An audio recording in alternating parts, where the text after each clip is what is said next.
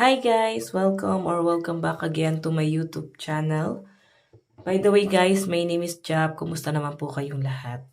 Okay, so yan guys, maraming salamat po pala sa walang sawang pagsubaybay sa ating pong daily love reading, and kung ikaw ay bago pa lang sa ating channel, mag-subscribe na po kayo. Then, i-click mo na rin yung ating notification bell para lagi kang updated sa ating mga bagong upload. So guys, sa mga naghahanap din ng ating weekly reading, individual zodiac sign, ay ina-upload ko po yan sa kabila nating channel sa Jade Tarot. Okay, so ayan. Subscribe na rin po kayo guys sa kabila. Tignan natin kanina ba itong love reading. Ayan, medyo malamig ang panahon ngayon. Ingat tayo guys sa trangkaso, no? Kanina ba itong love reading? Okay, so meron tayong King of Swords, logic, intellectual, fairness, truth, mental sharpness. Okay. So actually guys, yung nakikita ko kasi rito, mahirap makipagtalo doon sa partner mo. Pwedeng nagkakaroon kayo guys minsan ng pag-uusap. Ikaw itong mas mahaba yung pasensya mo sa kanya. Ikaw itong parang mas umuunawa or parang nagpapakumbaba na lang dito sa connection na to. Okay? Kasi masyadong matalino yung partner mo. Actually, mabait naman to, no? Siguro ano lang, mataas lang talaga yung respeto mo sa partner mo or sa person mo. Kung bakit parang tinitingala mo siya. Okay? Mataas yung respect mo sa taong yan. Check pa natin.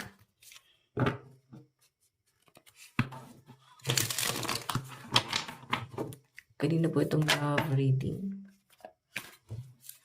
Meron tayong judgment, revert, ending, higher calling, judgment, change, and renewal. So, siguro guys, on and off itong connection nyo. Minsan away-bate. So, paulit-ulit yung scenario. Ganun yung nasa sense ko dyan. So, ayun, yung nakikita ko sa dito guys, parang paulit-ulit lang yung sitwasyon, no? Okay, so wala naman ako nakakita pagtatalo dito. Normal din naman sa pagsasama yung nagkakaroon ng ups and down. Okay? So, again, yung nakikita ko dito guys, baka may pag-uusap kayo dito ng person na to about, parang malalim masyado tong pag-uusap na to or yung connection na meron kayo ngayon. Okay? So, I think meron kayong malalim na pag-uusap parang this week patungkol doon sa relationship nyo. Okay? So, pwede rin naman kasi guys na hindi ganun naging solid kung ano man yun na umpisahan nyo nitong taong to. So, siguro nasa ano kayo? Medical field. Kasi malakas yung energy na nasasagap ko na parang may mga nurse, doctor, something na sa medical field. Yung mga nasagap kong energy rito. Okay? And possible nga na itong relasyon na to, nasa conflict siya, pwedeng tinatago pa siya, hindi pa siya pwedeng ilantad, or pwedeng hindi siya pwede sa doon sa trabaho nyo, pwedeng nililihim nyo lang kasi hindi nga pwede yung magkarelasyon sa trabaho.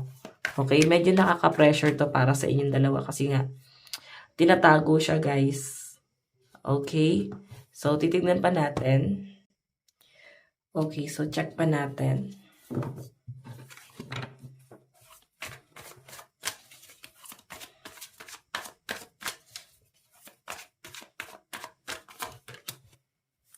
Meron tayong 5 of Wands, competition, fight, conflict, opposition, change, rival. Okay, so yung nakikita ko kasi rito guys, parang ang daming kumukontra ang daming kontrabida dun sa relasyon yung dalawa. Okay?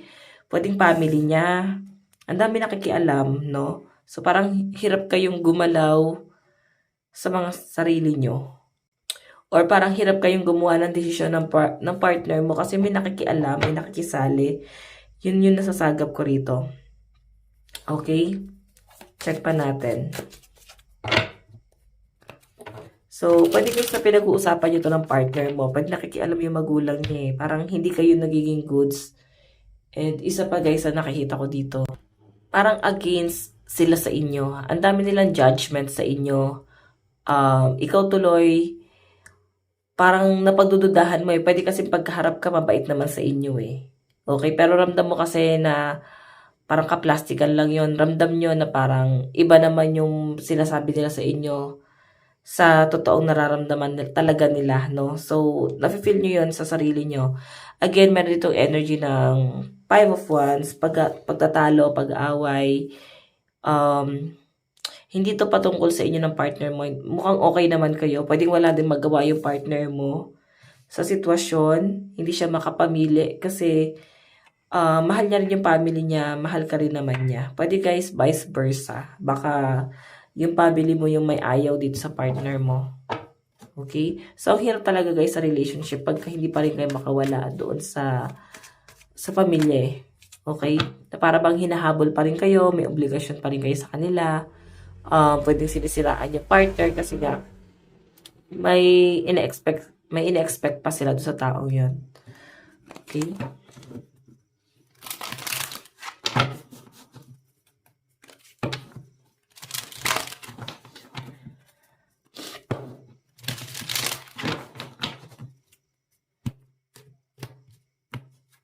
Check pa natin.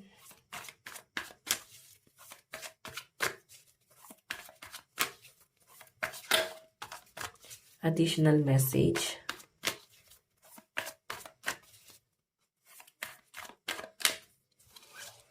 Meron tayong Knight of Pentacles, practical, stable, offering respect, financial focus.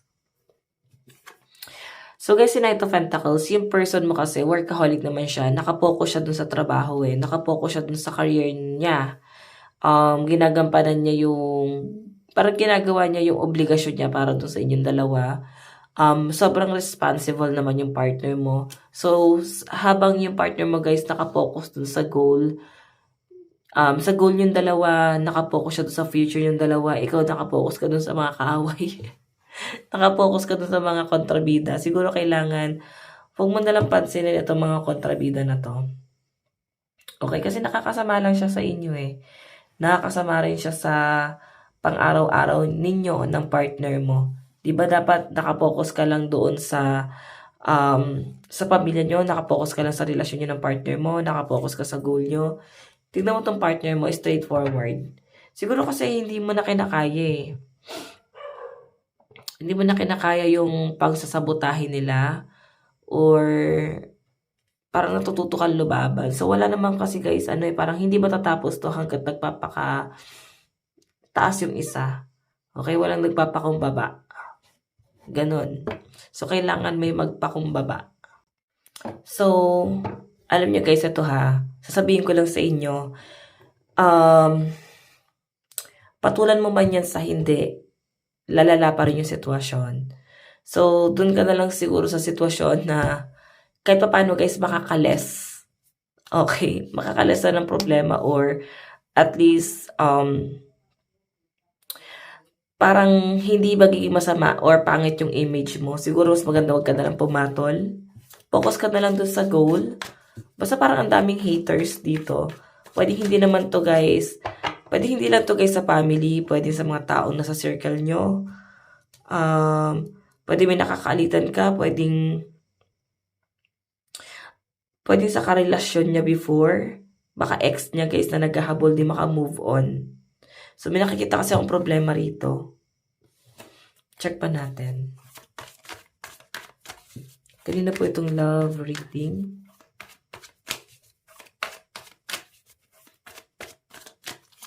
Meron tayong Ace of Wands, beginning, creativity, idea, offering, vert will. Okay. So, yung nakikita ko naman dito, guys. Ano to eh? Etong Ace of Wands kasi is traveling the distance. So, pwede kasi guys, LDR kayo ng partner mo. Okay? May nakikita ko guys, ito parang new beginning. Pwede may mabubuntis. Basta may blessing na paparating dito. So, dahil nga may blessing na paparating, lalong may inggit yung mga kontrabida. So, parang mapipili nila dito na wala na, game over na. Na parang tapos na talaga. Baka kailangan ng tanggapin na talo na tayo sa labang ito. So, yun yung nakikita ko sa mga ano nyo, sa mga haters nyo. Okay? So, again, may energy rito na, may energy rito na parang kontra talaga sila sa inyo. Okay? Hindi lang to guys patungkol sa family. Pwede guys, general, may mga taong nagagalit talaga or hindi sila natutuwa kung ano man yung meron kayong na-achieve ng partner mo. Okay? So, pwede nandun pa rin sa sitwasyon na parang hindi na namamatay itong issue na to. Hindi man guys, ganun ka-perfect na relationship nyo, pero ang daming nainggit eh. So, ikaw makakalam niyan, ano kayo meron sa amin? Ba't kaya ang dami nainggit? So, parang ikaw napupuno ka na dito. Tingnan pa natin.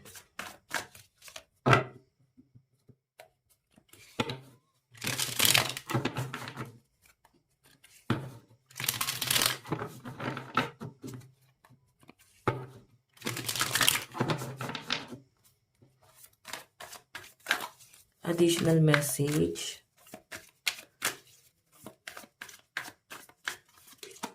Meron tayong 9 of Swords, pain, worry, sleeplessness, stress, backstabbing, and illness. Ayan. So, pwede guys na itong sitwasyon nyo, baka kasi may naghahabol talaga, no? Basta parang involved sa kanya. Pag sinabi kasing family kasi nakikita ko guys na pwedeng nagiging conflict nyo. And baka kasi ito ay ex-wife, ex-husband, pwedeng naka-live-in. So, part pa rin siya guys ng family. Okay, sa past niya. Nakikita ko dito guys, nahihirapan yung partner mo dito. Ngayon, kasi nape-pressure siya. Okay, ayun, may paghihintay. Nangyari kasi parang broken-hearted siguro tong partner mo nung nakilala mo. Okay? Broken-hearted, then pwede na doon siya sa point na kung kailan naging kayo, saka naghahabol, saka may bumabalik. Pwedeng, hindi natin masabing cheating eh. Baka micro-cheating kasi ba't niya ina-entertain. Diba? So, check pa natin.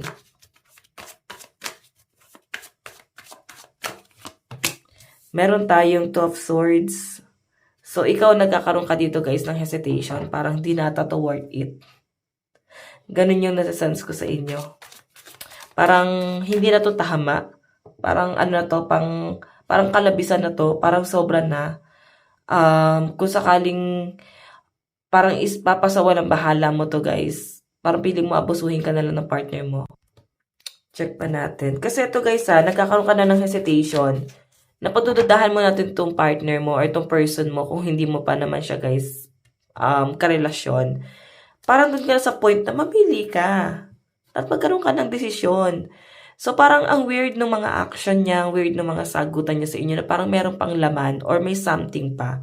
So nararamdaman nyo na parang, wait, ako yung partner mo, di ba? Parang ganyan. So bakit nagkakaroon ka ng hesitation dyan? Bakit siya guys nagkakaroon ng sleepless night? Bakit siya nag-overthink? Bakit siya nahihirapan? Nafe-feel mo baka stuck pa siya? Bakit siya affected? Okay, ba't siya naapektuhan dito? Affected pa rin siya sa person from the past. Okay, so ikaw, since 2 of Swords ka dito, tinatry mong i-balance, no?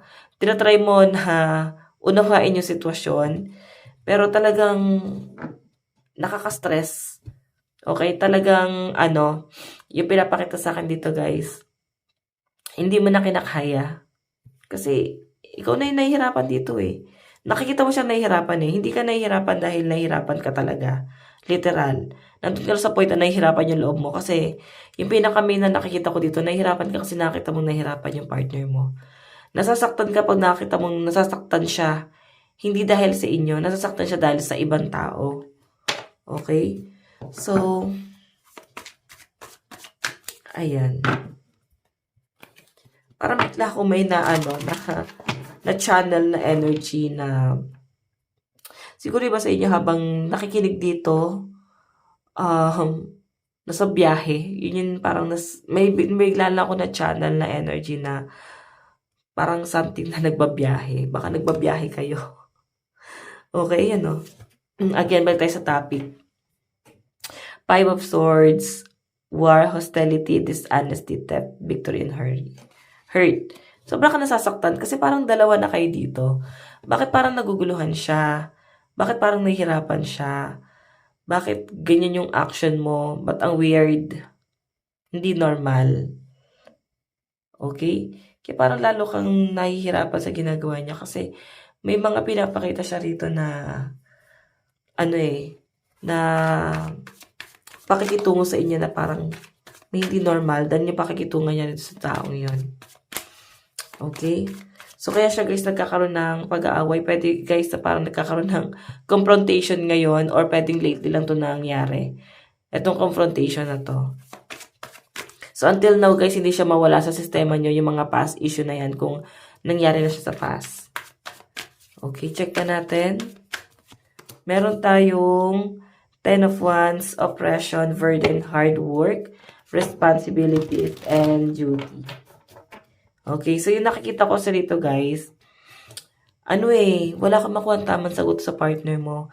Every time na tatanungin mo siya, parang umiiwas. So, lalo ka nasasaktan kasi pinamumukha niya na sa laban yung dalawa nung other person, ikaw yung nagiging talo or ikaw yung talo ngayon. Okay, but parang di kanya kayang ipaglaban, di kanya kayang ipagtanggol. So, parang may, parang ang unfair na to sa inyo. Okay, yun po yung nasasagap ko dyan. So, by the way, check pa natin. Additional message. O, diba? Sabi ko sa inyo Hindi pa man din guys lumalabas yung 3 of Swords. Ramdam ko na parang may hindi ko nga siya masabing cheating. Pero baka papunta na doon kasi micro-cheating na nga ata itong ginagawa niya. Diba? Usog ko lang to guys. Kasi isipin nyo, bakit niya kailangan maguluhan? Bakit kailangan siyang mahirapan? Kung ikaw yung mahal niya, dapat straightforward siya. Diba? Hindi masyadong nakaka-stress, hindi masyadong mabigat. Kasi alam mo yung gagawin mo Alam mo sa problema na to, kakampihan mo yung partner mo. Pero ito kasi guys na nangyayari, kasama mo siya pero ramdam mo na yung panig niya na doon sa isa. Okay, kaya nga nagkakaroon ng pagtatalo. So, ramdam mo rin na parang di ka gusto ng family niya. Baka ito pa yung gusto. Okay. Check natin. So, ikamamatay mo dito selos Or kakabigat ng kalooban mo rito Diyos ko. Check pa natin. Meron tayong 6 of Swords, transition, movement, change, travel, and moving on. Okay, so guys, yung pinapakita sa akin dito, ang gusto mo lang naman mangyari dito is parang bumukod kayo. Parang panindigan ka ng partner mo. Yun lang naman yung gusto mo na parang panindigan mo kami. Lalo na kung may anak kayo or live-in din naman kayo. Parang yun naging treatment niya dun sa isa. Gusto niyo rin guys na i-treatment din sa inyo or ito yung gawing trato sa inyo. Diba? Kasi ito, parang ang dating sa akin, hanggang ngayon, wala siyang paninindigan. Hanggang ngayon, parang wala pa rin konkretong plano. Okay, sabihin natin guys na responsible naman siya. Nakapokus naman siya doon sa goal. Pero gulong-gulo yung isip niya Okay, mas nahihirapan yung kalooban mo rito ngayon, lalo na at, ayan, 3 kayo dito. Love triangle kayo rito. Diba? Parang hirap niyan. Ang lakas ng dito, air sign, Aquarius, Gemini, Libra, at saka Aries, Leo, Sagittarius. Energy, eto, swords, fire, air sign to yung swords. Tapos yung wands is fire sign. Okay, so titignan pa natin guys yung nararamdaman ha. So, bago tayo mag-proceed doon, additional message.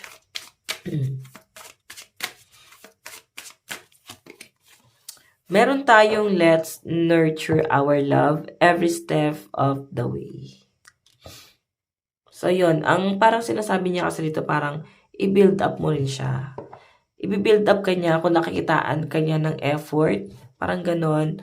Or, siguro hindi ka masyado nagsusupport. Hindi mo siya sinusuportahan sa mga desisyon niya, sa mga gusto niyong gawin. Pwede guys na nakukulangan siya sa inyo Pwedeng taong bahay ka, pwedeng wala kang trabaho, pwedeng siya yung nagtatrabaho. So, kahit yung asikasuhin siya, pwedeng hindi niya nakikita sa inyo eh. Baka hindi mo siya inaasikaso.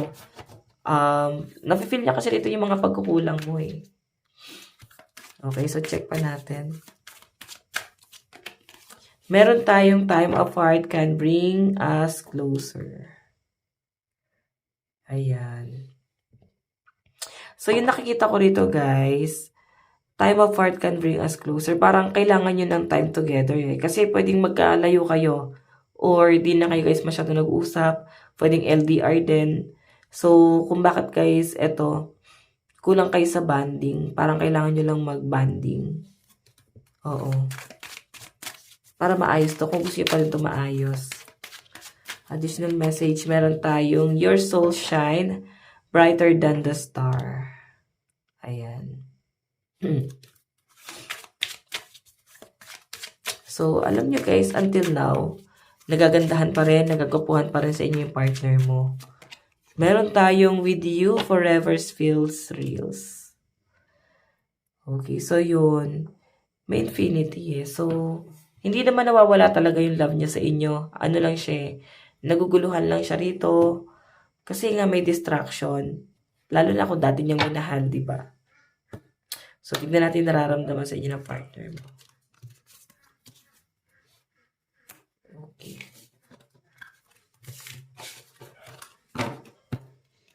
Ano yung nararamdaman sa inyo ng partner mo, ng person mo?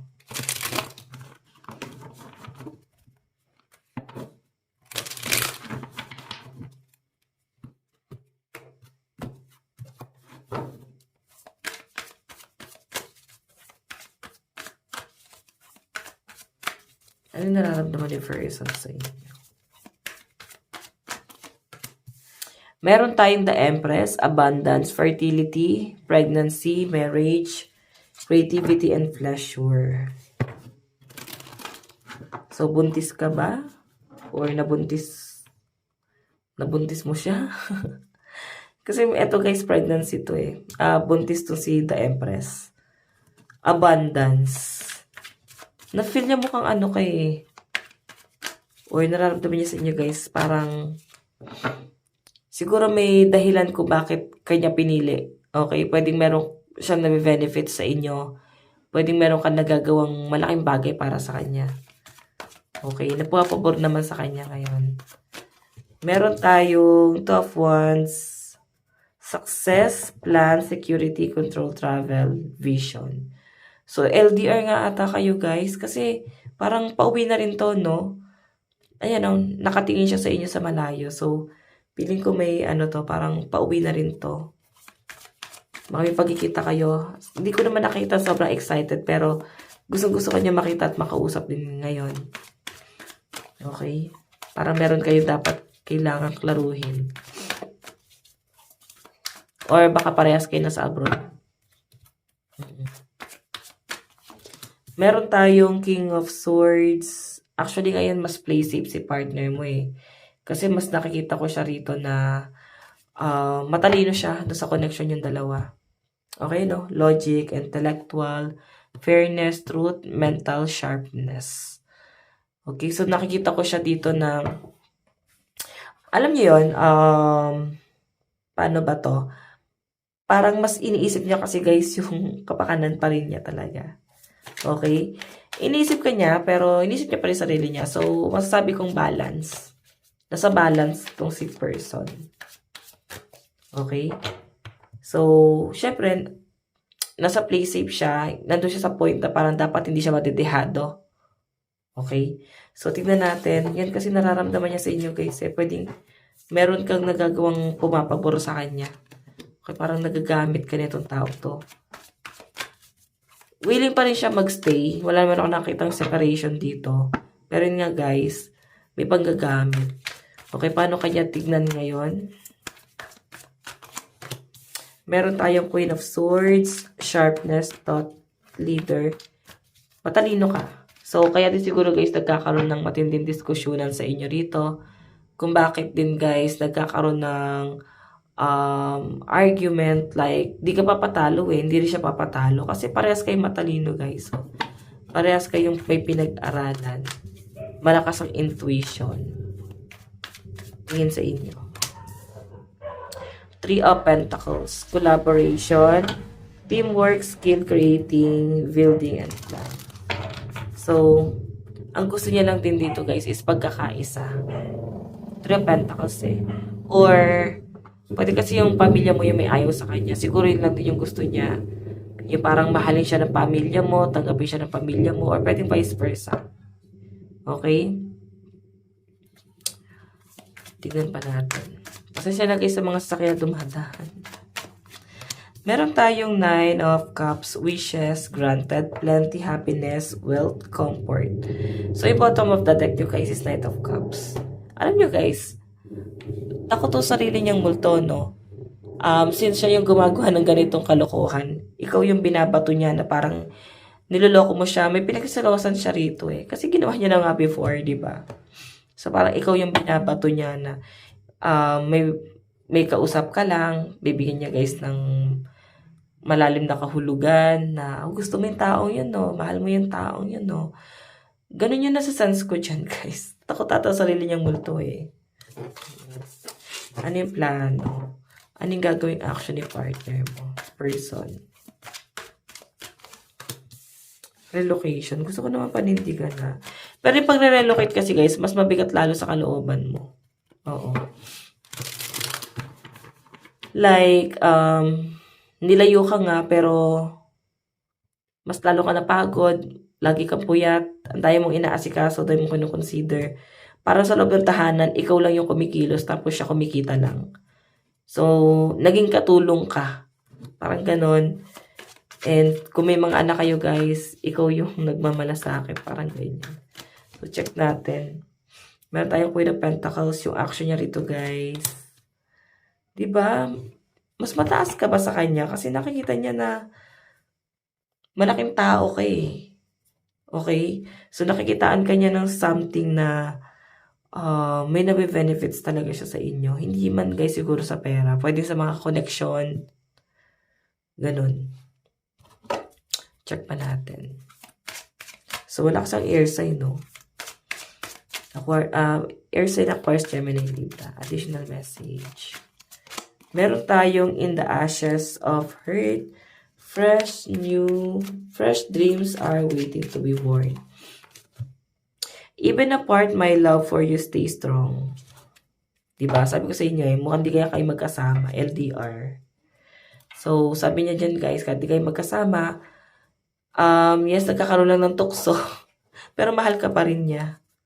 Okay, wala naman ako nakitang mapuputol tong connection na to. Pwede magkaroon ng tampuhan or pwede siya maging on and off. Pero mag-i-stay pa rin eh. Meron tayong will you listen? So, minsan kasi daw parang nafe-feel niya na parang di ka nakikinig dyan. I know there's so many things I want to say to you, but will you hear me all the way out? Will you believe me? Again, meron tayong your perfection.